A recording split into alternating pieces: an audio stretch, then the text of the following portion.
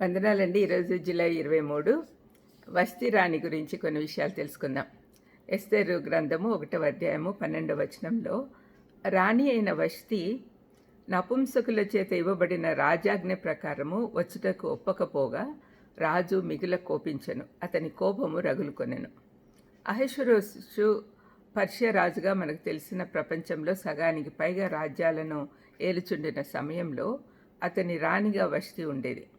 యేసుప్రభు మొదటి రాకడకు 500 సంవత్సరాలకు ముందు అతను పర్షియా రాజుగా ఉండేవాడని ప్రపంచ చరిత్ర చెప్తుంది. ఎస్తేర్ గ్రంథంలో అతని పేరు 180 సార్లు చెప్పబడింది. ఎజ్రా గ్రంథంలోని 6-7 అధ్యాయముల మధ్యకాలంలో ఈ కథను పెట్టచ్చు.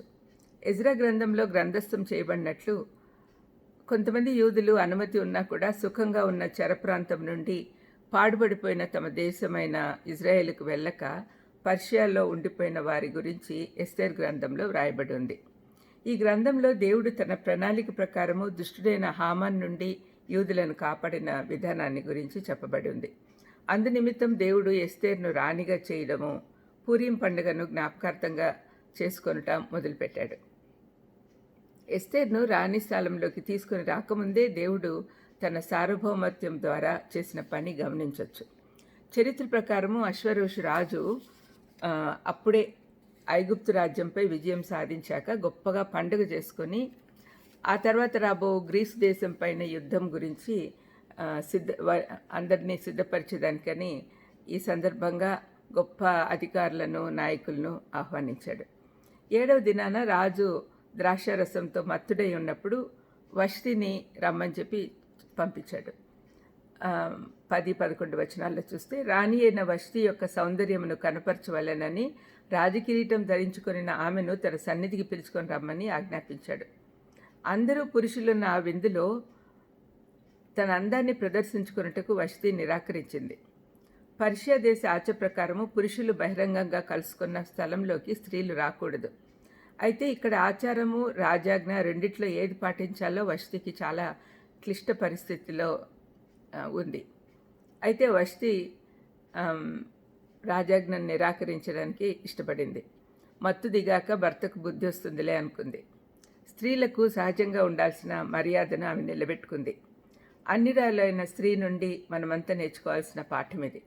స్త్రీలకు ఇవ్వాల్సిన గౌరవం గురించి గుర్తు చేసింది. రాజాజ్ఞ తప్పక పాటించాల్సి ఉండగా ఈ విధంగా చేయుట రాజుకు కూడా చాలా కష్టమైపోయింది.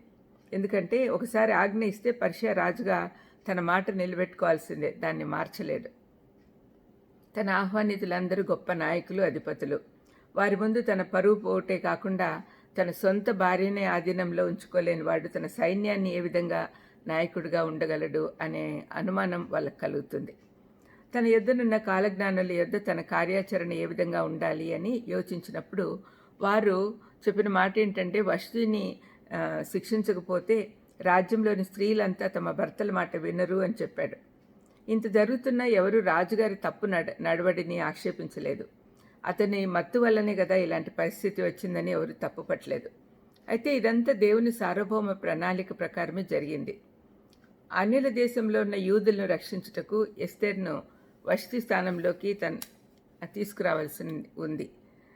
ప్రతి సంఘటన మన రారాజు ఆధీనంలోనే జరుగుతుందని మనం గుర్తించాలి. ప్రార్థన చేసుకుందాం. దయమేడ యేసునైనా, మా జీవితంలో ఏం జరిగినా కూడా అది మా మంచికే అనే విషయం మరొకసారి గుర్తు చేశారు నాయన. తండ్రి, వష్టి జీవితము అన్యురాలైన ఆమె జీవితంలో జరిగిన విషయము అది కూడా మీ ప్రణాళిక ప్రకారమే జరిగింది అని తెలుసుకొని మాకు చాలా ఆశ్చర్యం వేసింది నాయన.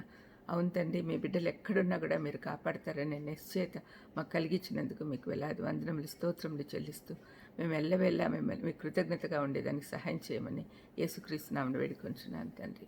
ఆమెన్. God bless you.